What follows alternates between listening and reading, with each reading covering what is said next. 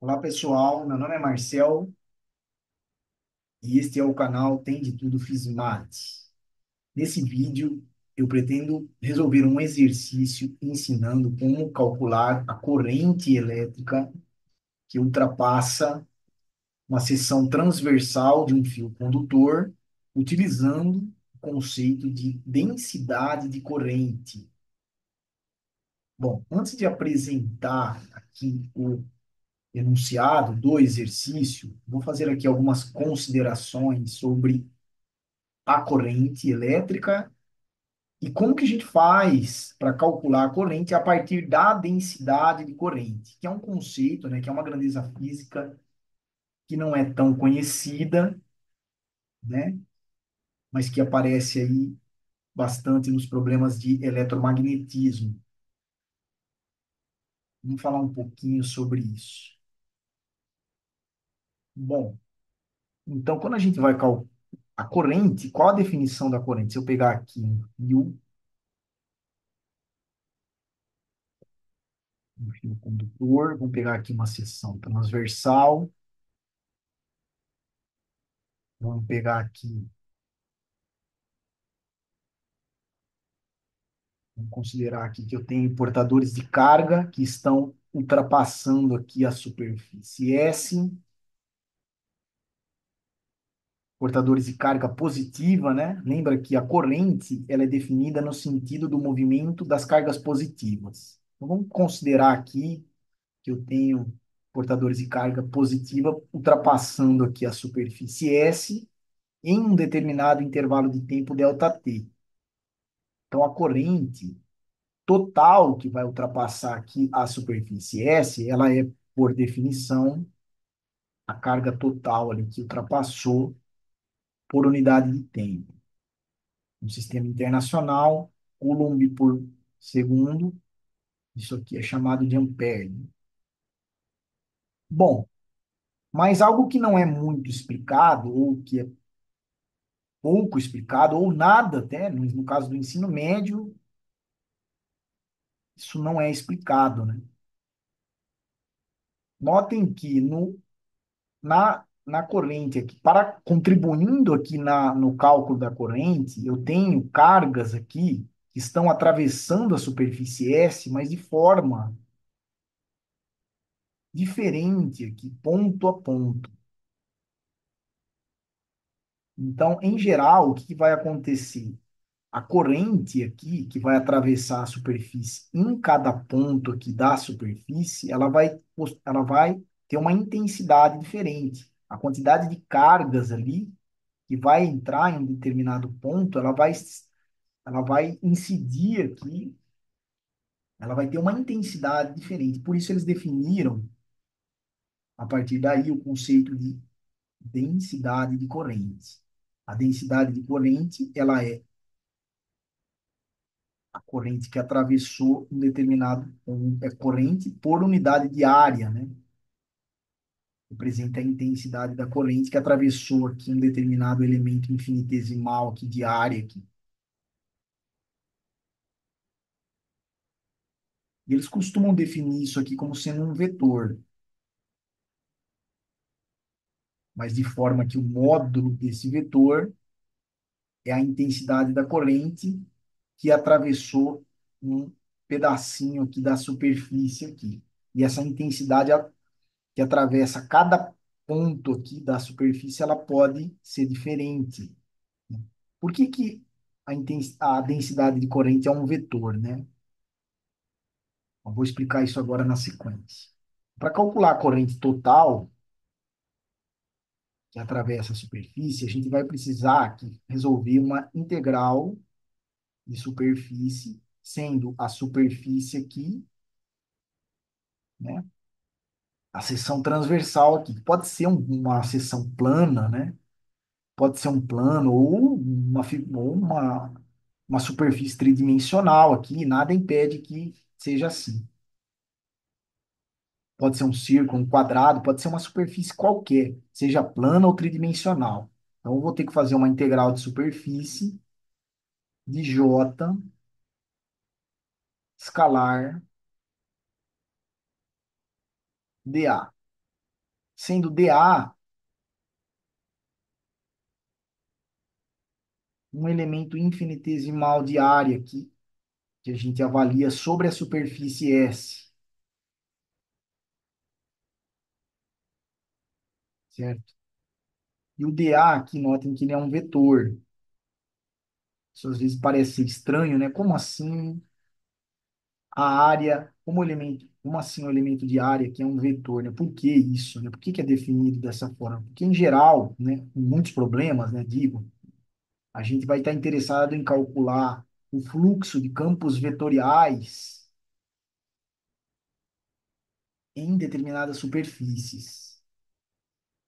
Então, o dA aqui, ele vai ser a área do elemento infinitesimal aqui, esse pedacinho aqui sobre a superfície, na direção normal aqui.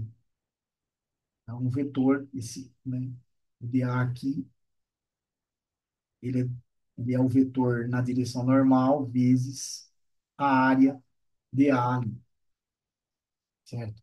E quando eu faço o produto escalar de J dA, isso vai dar, considerando aqui que eu tenho o J aqui, né?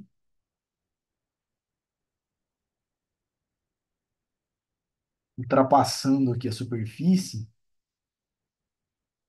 a componente da densidade de corrente que vai interessar aqui, que vai produzir fluxo, vai ser a componente projetada na direção do vetor n aqui, certo? Por isso que aparece um produto escalar aqui. Porque a componente do J, que é perpendicular ao vetor n, ela não vai contribuir aqui no fluxo.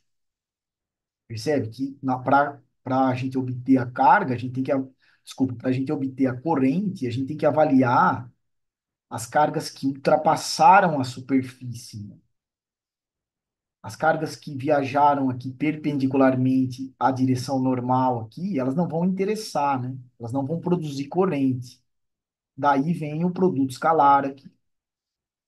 E quando eu faço o produto escalar, como J é, por definição, corrente por unidade de área, esse produto escalar que está aqui dentro, ele vai representar uma corrente infinitesimal aqui, que vai ultrapassar esse elemento de área. Se eu quiser a corrente total, eu tenho que fazer uma integral percorrendo toda essa região, toda esta superfície aqui. Então, eu vou ter aqui uma integral de superfície. Esse tipo de problema ele pode se tornar bem complicado dependendo aqui do campo vetorial, né? Dependendo aqui do vetor densidade de corrente, dependendo da superfície também que você vai considerar ali para calcular o fluxo.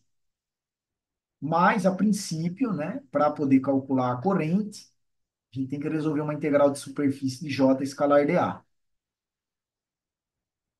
E eu posso resolver, né, essa integral em qualquer sistema de coordenadas, a princípio. Eu posso resolver no sistema de coordenadas cartesiano, ou ainda eu posso resolver essa integral considerando um outro sistema de coordenadas. O exercício que eu vou resolver aqui na sequência, eu vou utilizar o sistema de coordenadas cilíndrico. E o porquê disso vai ficar claro aqui na explicação a seguir, ok? Então vamos lá.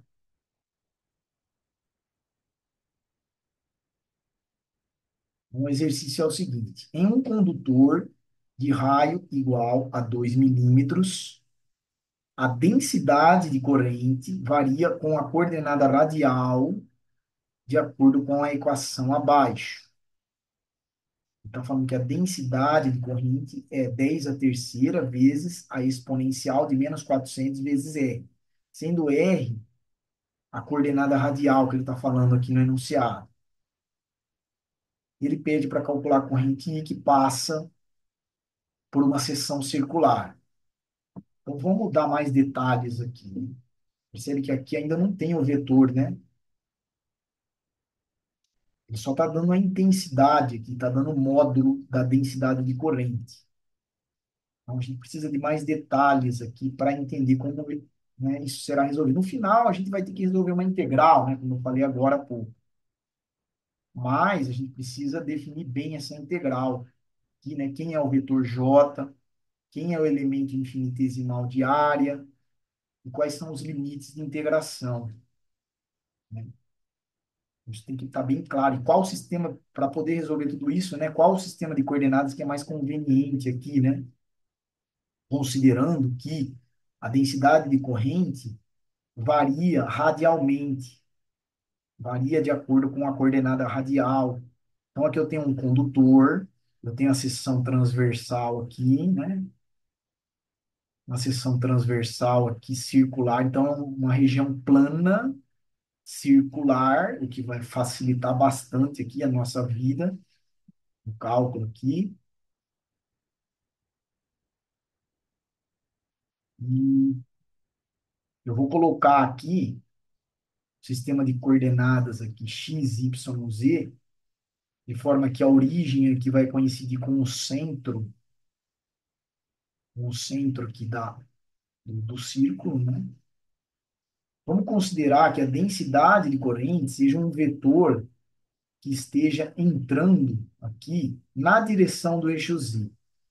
Para qualquer ponto que eu pegar aqui na superfície plana circular, o J é um vetor que vai estar entrando aqui na direção do eixo Z, sempre na direção do eixo Z. E o módulo, a intensidade, foi aquela dada, né? Que foi apresentada ali no enunciado. Esse R que aparece aqui, que ele chamou de coordenada radial, ele representa o quê? Ele é essa distância aqui, né? Ele é essa distância aqui, ó, que vai da origem até um determinado ponto aqui sobre a superfície S, certo?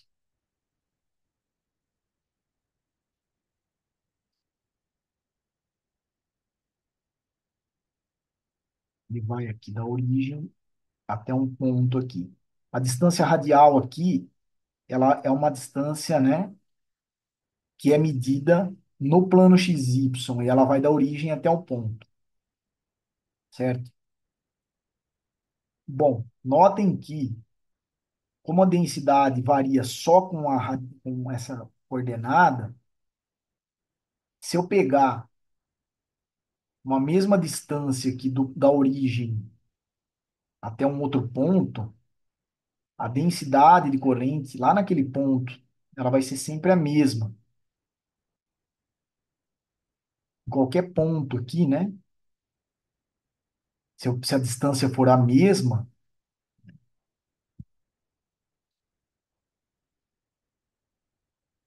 a densidade de corrente, a intensidade, né, o módulo, né, da densidade de corrente vai ser o mesmo. Então aqui a gente já nota claramente uma simetria radial, né, um problema.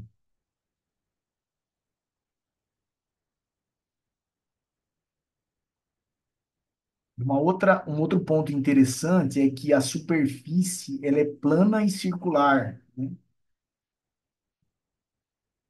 Então, aqui, para poder resolver aquela integral que eu tinha colocado lá no início, para poder calcular a corrente aqui, eu tinha lá a integral de superfície J escalar dA. Então, para trabalhar essa integral aqui, eu vou considerar, então, considerando a simetria radial, né? Eu vou trabalhar aqui no sistema de coordenadas cilíndricos. Cilíndrico. Nesse sistema de coordenadas, para você especificar um ponto qualquer, no espaço tridimensional, você precisa aqui de três coordenadas, né? Você precisa da distância radial, que é sempre medida aqui no plano XY, da origem, né, até a projeção aqui do ponto, né? Um ponto P aqui, e a projeção é esse ponto A. Você precisa da distância radial, você precisa aqui de um ângulo φ, que é medido do eixo X até o segmento aqui, radial. Você precisa de uma altura Z aqui. Só que aqui, como a gente vai calcular aqui o fluxo da densidade de corrente na superfície S, vai me interessar aqui as duas coordenadas R e φ. Mas a princípio, né, que vai que eu quero chamar a atenção aqui é que o sistema de coordenadas cilíndrico ele vai acabar sendo conveniente aqui para nós.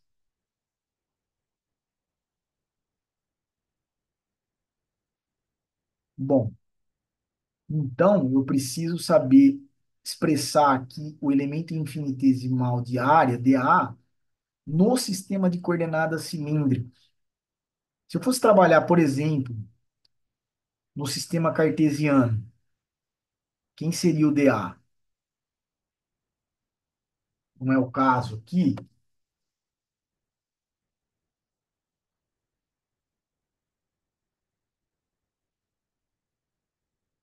Então, aqui eu tenho x, y, z. Vou colocar aqui uma caixinha de dimensões dy, dx, dz. Então, quem que seria o elemento infinitesimal de área nesse caso aqui, vetorial? Lembra que o elemento dA, né, o elemento infinitesimal de área vetorial aqui, dA, ele sempre vai ter três componentes, independente do sistema de coordenadas que você vai trabalhar, sempre. No sistema cartesiano, ele vai ter três componentes, uma na direção y, outra na direção j, uma outra componente aqui na direção k. Na direção y, né, eu tenho aqui dy, dz. Na, na direção j, na direção do eixo y, eu tenho dz dx, ou dx dz. E na direção k, eu tenho dx dy. O produto, quando eu faço dx dy, eu estou pegando esse elemento infinitesimal de área aqui. Então, vai ser o dx dy. Isso seria no sistema cartesiano. Agora, como que fica o elemento dA no sistema de coordenadas cilíndrico?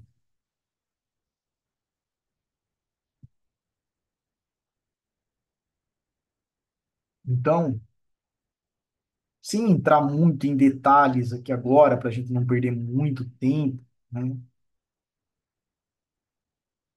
O sistema de coordenadas cilíndricos, o dA, ele vai ser. Eu posso deduzir isso aqui de forma mais intuitiva, né? Até sem ter que recorrer a formalismos matemáticos aí exagerados né, que tornariam a dedução aqui mais complicada, né? Se eu pegar aqui um elemento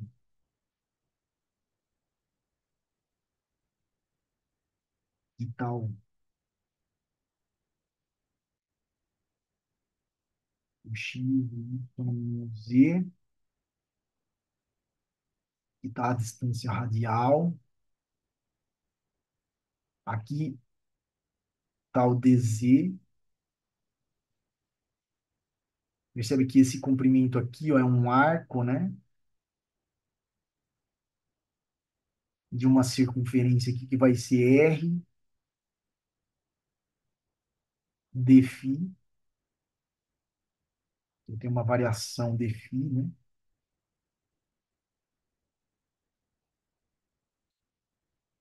E essa distância aqui é dr.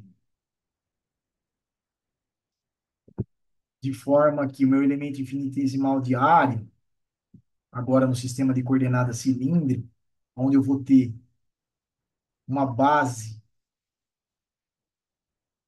ortonormal aqui formada pelos vetores R chapéu, φ chapéu e Z chapéu. Agora, no sistema de coordenadas cilíndricos, eu tenho esses três vetores aqui que vão constituir a base, né? Lá no sistema cartesiano, a gente tinha o I, o J e o K. Aqui a gente vai ter o R, né? O R, o Φ e o Z. Esse tipo de sistema de coordenadas, ele acaba tendo um certo grau de complicação, né? Mas, considerando a simetria aqui do problema, ele acaba sendo adequado. Essa que é a questão, né? Uma complicação, por exemplo, é que essa base aqui de vetores R, Φ e Z, ela muda de direção e sentido ponto a ponto. Então, a cada ponto do espaço aqui, né, o R, né, o φ e o Z, eles vão mudar aqui, né, de direção e sentido, mas sempre vão manter essa característica de ortonormalidade, ou seja, eles vão ser unitários e ortogonais entre si. Essa é uma informação importante aí, né? Eu estou falando rápido aqui isso, pessoal, porque não é o assunto principal aqui do vídeo, né? Então, o mais importante aqui é definir quem é esse elemento infinitesimal de área vetorial no sistema de coordenadas cilíndrico. Então, aproveitando essa figura aqui que eu desenhei aqui, eu vou ter um elemento infinitesimal em três direções aqui, na direção R, na nova base aqui, R, φ e Z. Na direção R, eu tenho R de φ de Z.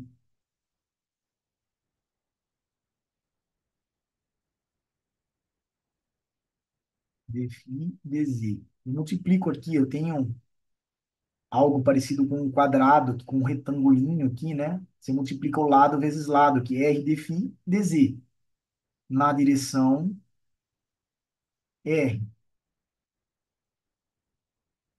Na direção φ, eu vou ter dr de Z.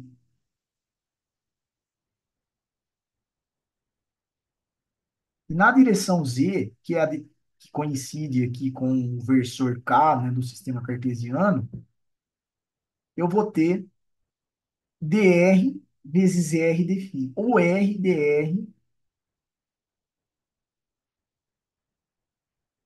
de φ. Bom, no final, o que vai importar para nós é esse elemento de área aqui, né?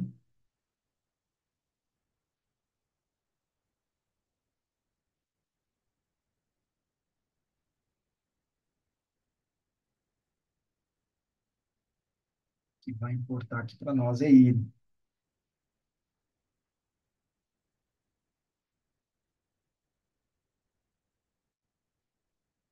Então, notem que vai acontecer o seguinte: quando eu faço J escalar dA,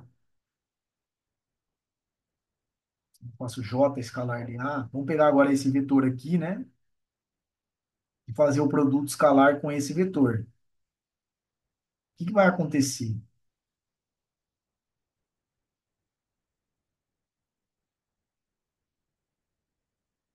Como a base aqui é ortonormal, os vetores aqui R, φ e Z, eles são ortogonais entre si, quando eu faço o produto escalar desse vetor aqui, do vetor J, pelo vetor dA, o que que vai acontecer? Eu não faço produto escalar de K por R, isso aqui vai dar zero, porque ele é ortogonal a R. Se eu faço produto escalar de K por φ, vai dar zero, porque ele também é ortogonal a φ.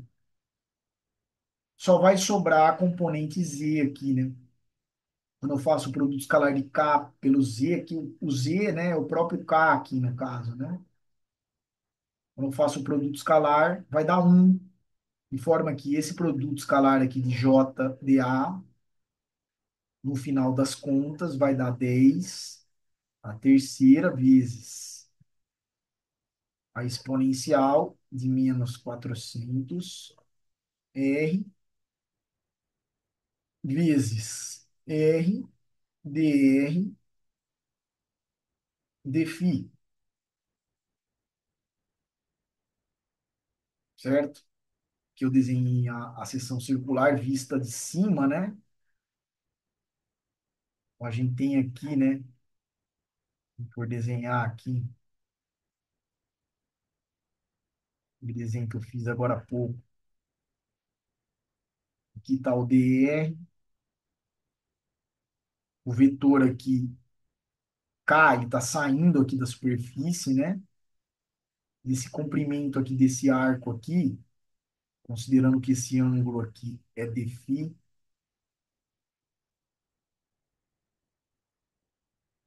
e essa distância aqui é r, né?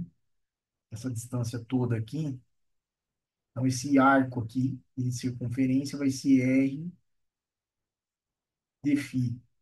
E a área aqui vai ser dr vezes r dφ, né? Que é isso aqui. Bom, então para calcular agora a corrente, eu vou precisar aqui resolver uma integral.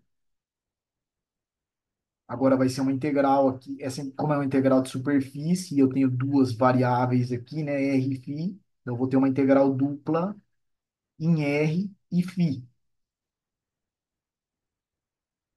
10 a terceira vezes e elevado a menos 400R vezes R dr dφ.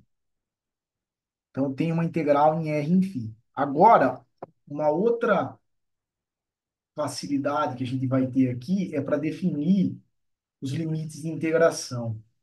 Isso tem a ver com a forma da superfície aqui, aonde a densidade de corrente está atravessando aqui.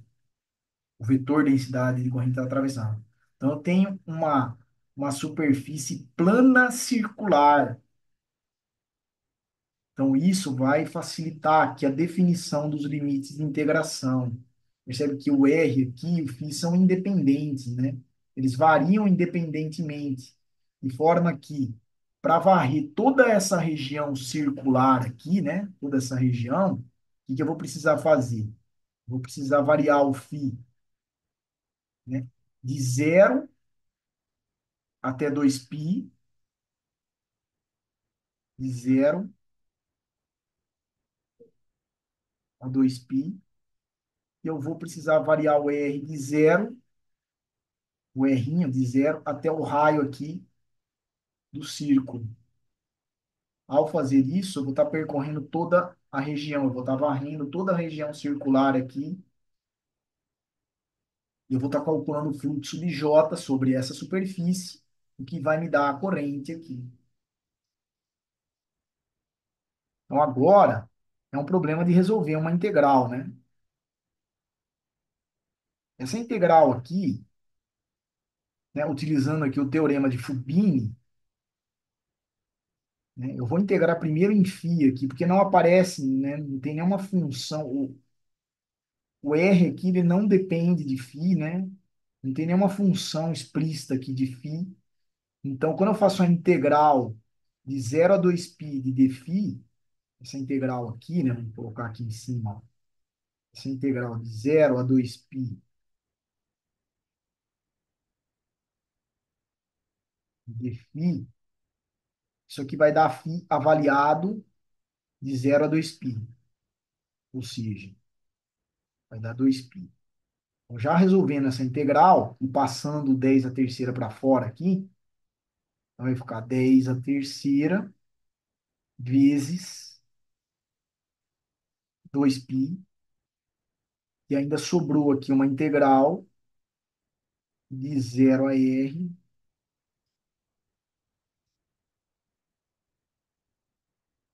de R vezes a exponencial de menos 400R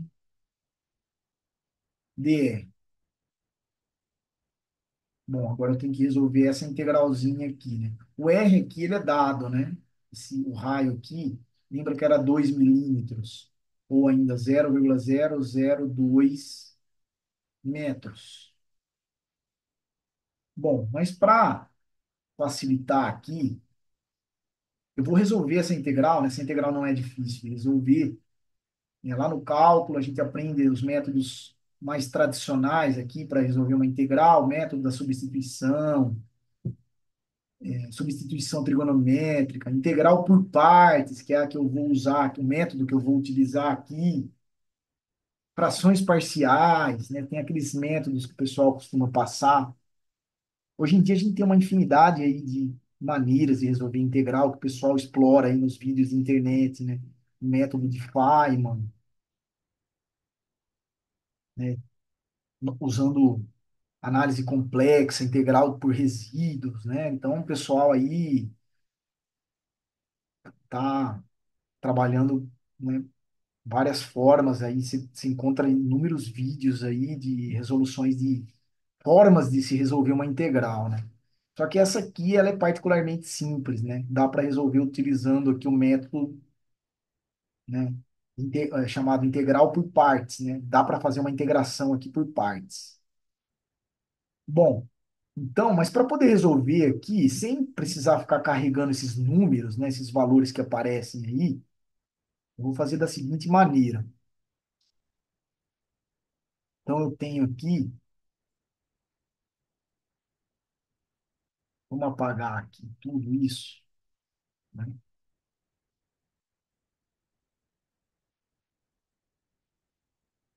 Então, eu tenho a corrente, ela é igual a 10 a terceira vezes 2π, vezes a integral de 0 até r. Vamos deixar 0 a r assim, ó, vezes r, vezes e elevado a menos 4. No lugar do menos 400, eu vou colocar uma constante aqui, vezes r dr.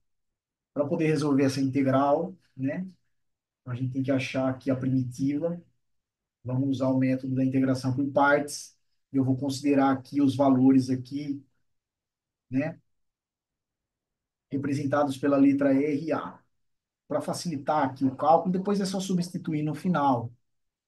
Tá bom? O que vai acontecer? Vamos resolver essa integral aqui, ó. Essa integral de 0 a R, e R vezes I elevado a R dr, ela vai ser igual. Então,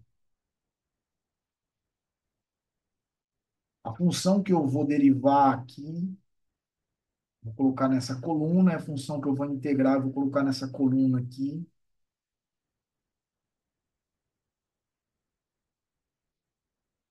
Então, eu vou considerar o R aqui. Percebe que a escolha de qual função vai derivar e qual função vai integrar, ela é arbitrária, né? Mas aqui, o conveniente nesse caso é escolher o R aqui para derivar, para fazer a derivada, e a exponencial aqui para fazer a integral, porque é fácil fazer a integral de uma exponencial, né? É mais fácil. Bom, derivar também, né? Mas aqui fica mais conveniente deixar dessa forma, pelo menos no meu ponto de vista. Bom, então aqui, quando eu faço a derivada de R, esse aqui vai ser o U, esse aqui vai ser o dV. Quando eu faço a derivada, isso aqui vai dar R, dr. Quando eu faço a integral aqui, isso aqui vai dar E elevado a E sobre A. Vai dar isso aqui, porque quando você faz a derivada disso tudo, dá exponencial vezes A. Aí cancela A com A, você volta aqui para a função anterior. Então, isso aqui, de fato, é a integral de E elevado a N. E, utilizando o método, então, integral de U dV é igual a U vezes V, R vezes I elevado sobre A, calculado de 0 até R, menos a integral de V du. Aqui no R, você faz a derivada do R dá 1. Então, vai ser integral de zero até r, né? Da exponencial de a elevado a e sobre a dr. Então, essa integral aqui vai dar igual. Vou colocar aqui embaixo. Resolvendo aqui nos limites aqui. Isso aqui vai dar r, que é o raio do círculo, né? Z elevado a zr sobre a menos, quando eu coloco o zero aqui, né? Esse aqui dá um, mas esse aqui vai zerar, né?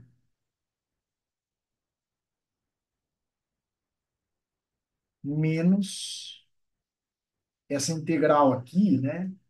De e elevado a r sobre a, se você fizer aí, isso aí vai dar e elevado a r, cai um a para baixo aqui, de forma que aqui fica o quadrado, e isso aqui está avaliado de zero até r.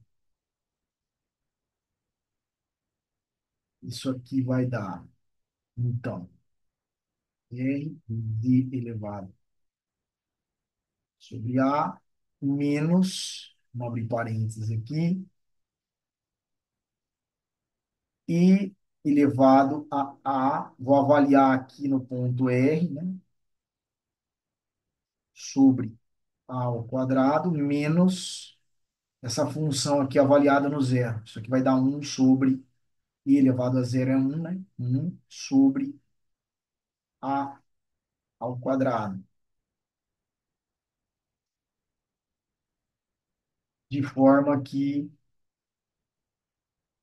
o i, né?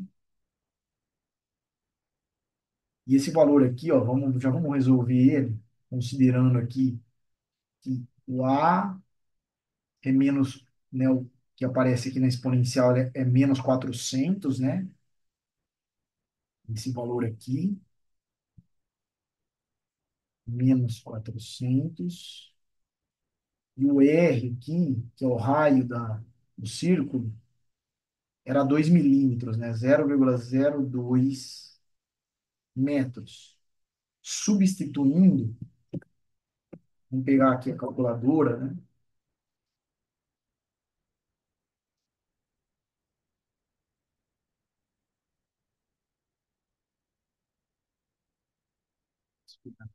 Calculadora.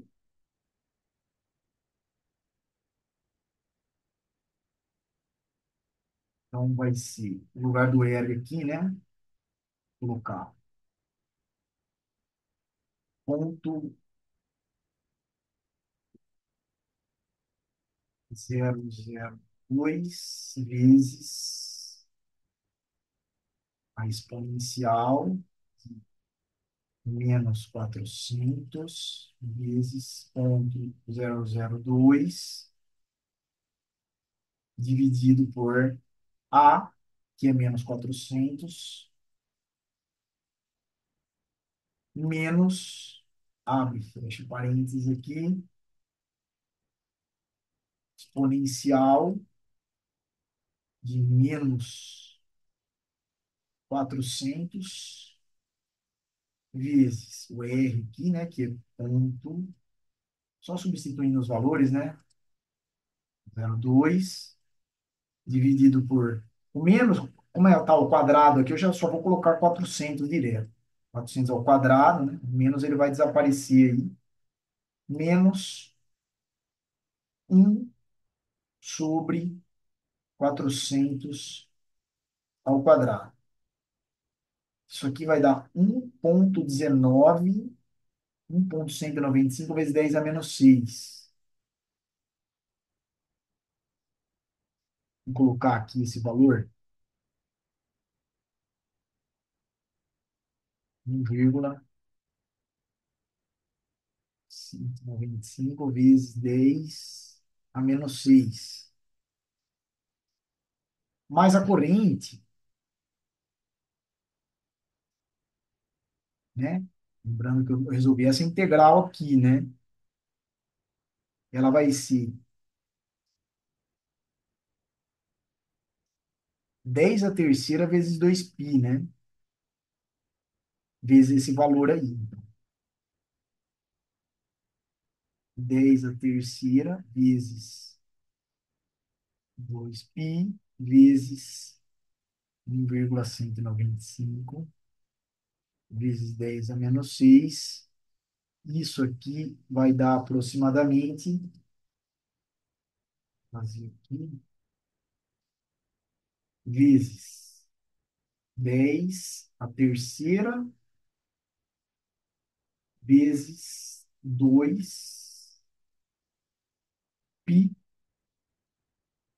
Isso vai dar 7,51 aproximadamente,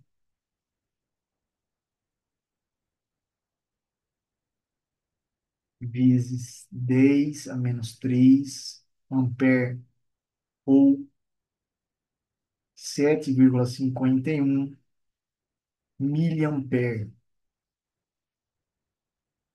Essa integral ela poderia ser feita aqui na calculadora, nessas calculadoras científicas. Você faz tem aqueles aplicativos da matemática, Wolfram, né? Alpha. Poderia resolver essa integral aqui,